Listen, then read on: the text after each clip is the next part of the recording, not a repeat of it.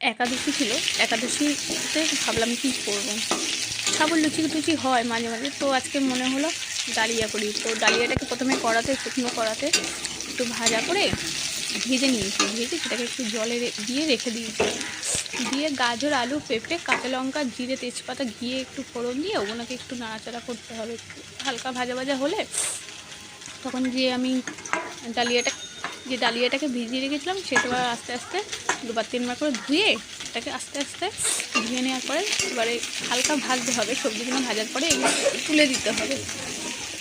দেওয়ার পর ডালিয়াটাকেও তুলে দিয়ে একটু নাড়াচাড়া দিয়ে জল দিয়ে দিতে হবে। এবার ফুটতে ফুটতে সবজিগুলো গলে গেলে তাহলে বুঝতে পারবে ডালিয়াটা হয়ে গেছে। ঠিক আছে?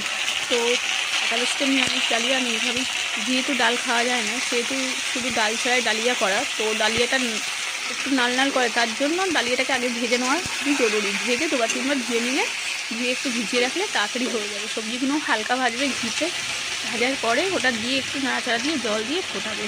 দেওয়ার পরে একটু সন্নক লবণ দেবে, আর নামানোর আগে যদি মনে হয় আপনাদের একটু মিষ্টি দেবে, মিষ্টি দিতে পারেন, মানে চিনি দিয়ে নামিয়ে নিতে পারেন, একটু ঘিউ ছড়িয়ে দিতে পারেন।